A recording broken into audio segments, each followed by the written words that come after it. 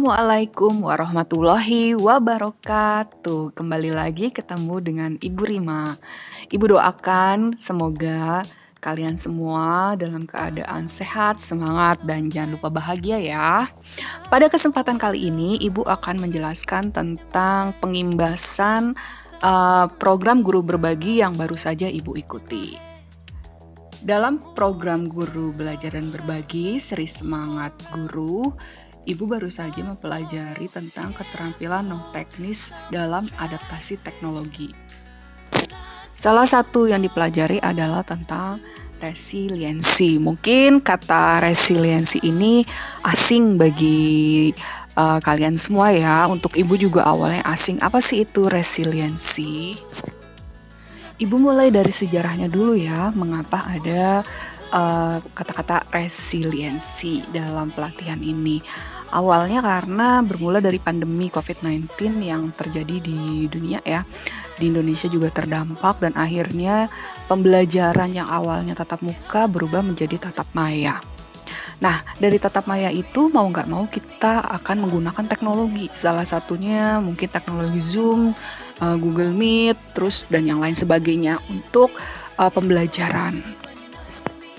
Selain itu, teknologi yang digunakan seperti aplikasi lainnya lebih banyak lagi ya. Jadi, semua yang kita gunakan saat ini berdampak pada bagaimana kita menyikapi perubahan itu.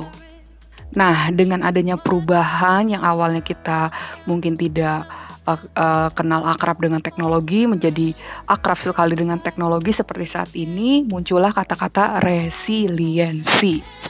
Resiliensi adalah kemampuan seseorang untuk bangkit kembali. Istilah psikologinya penting ketika mengalami desakan mundur atau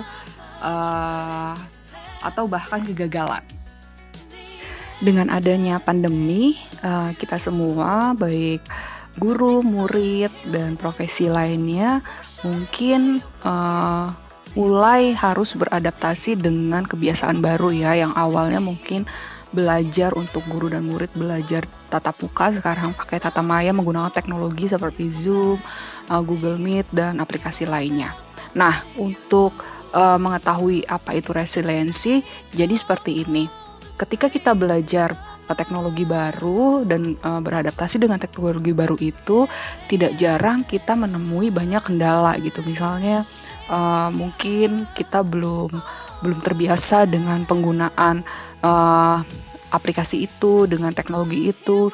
Jadi di hati kita itu pasti mengalami kendala-kendala gitu ya. Di diri kita dan di hati kita pasti mengalami kendala-kendala. Nah, dalam mempelajari dan beradaptasi dengan hal baru, kita akan menemui namanya tingkat kemampuan seseorang untuk bertahan atau mundur gitu ya, bertahan atau menyerah gitu. Nah, tingkat kematangan seseorang ini untuk menerima hal baru itu namanya resiliensi. Jadi kemampuan seseorang ya, bukan tingkat ya, kemampuan seseorang untuk mempelajari hal baru dan bertahan dan mulai terbiasa itu namanya resiliensi. Kemudian penerimaan kita dalam beradaptasi dengan teknologi itu ada tahapannya. Tahapannya itu ada yang pertama namanya substitusi. Substitusi itu artinya kegiatan belajar itu masih sama dan sasaran belajaran itu masih sama dengan sebelum kita mengetahui teknologi seperti saat ini gitu. Jadi misalnya ketika waktu kita tatap muka, kita mengajarkan anak-anak kita dengan metode ceramah. Sasarannya udah sama, berarti kegiatan belajar dengan ceramah, sasaran belajarnya juga sama gitu ya, tujuan kita mengajarkan siswa dengan berceramah. Nah, ketika ada teknologi seperti saat ini, ketika PJJ ada teknologi Zoom, Meet, dan lain sebagainya, teknologi itu kita gunakan, tapi metodenya, sasarannya, kegiatan pembelajaran masih sama seperti saat kita PTM gitu. Jadi nggak ada yang berubah dengan sasaran dan kegiatan belajar kita setelah kita mengetahui teknologi dan aplikasi yang terbaru dalam pembelajaran PJJ. Jadi antara kegiatan belajar di PTM dan PJJ saat ini itu sama aja. Berarti itu namanya tingkat substitusi. Yang kedua itu tingkatannya namanya augmentasi. Nah, di augmentasi ini kegiatan belajarnya ini di PJJ ini itu sudah mulai berubah ya, dengan adanya guru sudah menguasai beberapa teknologi dalam aplikasi yang terbaru gitu. Dia menerapkannya dalam pembelajarannya. Dia sudah mulai menggunakan dan kegiatan belajarnya agak berubah.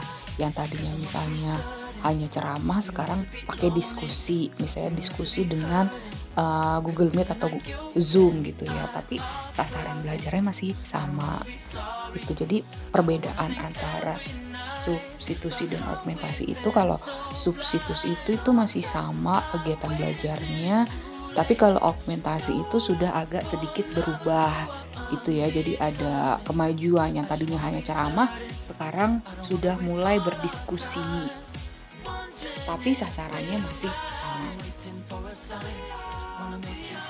Tahapan yang ketiga itu namanya modifikasi. Di sini sudah berubah, kegiatan belajar sudah berubah secara signifikan ya, tidak pakai ceramah lagi atau pakai diskusi lagi, tapi kegiatan belajar yang berbeda gitu. Misalnya mungkin ada pameran atau seminar yang diadakan anak-anak gitu ya. Jadi sasaran belajarnya ketika kegiatannya sudah berubah, sasaran kegiatannya juga sudah mulai berubah gitu ya. Jadi bukan seperti dulu lagi ketika sasaran belajar kita menggunakan kegiatan ceramah atau diskusi. Nah, tahap yang keempat itu namanya tahap redefinisi ya. Jadi pada tahap ini kegiatan belajarnya sudah berubah total, kemudian sasaran belajarnya pun sudah berubah. Maksudnya gini, dengan kita menggunakan teknologi dan aplikasi gitu ya dalam pembelajaran kita, yang awalnya mungkin kegiatannya belajarnya hanya gitu-gitu aja, tapi karena kita sudah menguasai banyak teknologi, kegiatannya jadi berubah total, sehingga sasaran belajarnya juga berubah gitu ya, sudah berubah, berbeda dengan pembelajaran kita sebelumnya gitu ya. Nah, di tahap modifikasi dan redefinisi ini itu harus dalam bentuk tim. Maksudnya guru itu tidak bisa berdiri sendiri dalam menerapkan pola pembelajaran seperti ini gitu. Jadi kalau misalnya sudah tahap redefinisi, guru-guru yang ada di sekolah tersebut juga sudah melakukan tingkatan yang sama gitu, sudah melewati modifikasi dan tahapan-tahapan sebelumnya gitu. Jadi ini berbentuknya tim, tidak berdiri sendiri gitu ya. Jadi tingkatan-tingkatan ini adalah cerminan dari penerimaan kita dalam adaptasi teknologi di pembelajaran kita pada saat PJJ seperti ini. Mungkin hanya itu yang bisa saya bagi kepada teman-teman di sini. Mohon maaf bila ada kata-kata yang kurang berkenan atau penjelasan yang kurang jelas gitu ya. Semoga di kedepannya saya bisa lebih baik lagi daripada saat ini.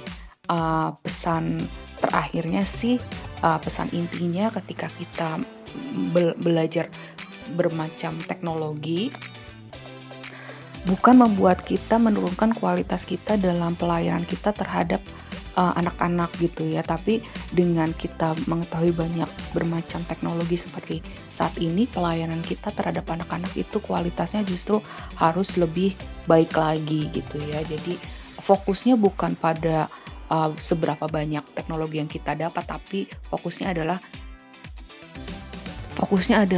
kepada pelayanan kepada peserta didik kita agar mereka juga lebih baik lagi. Itu aja yang bisa saya bagi. Terima kasih, sampai jumpa di pertemuan berikutnya. Dadah.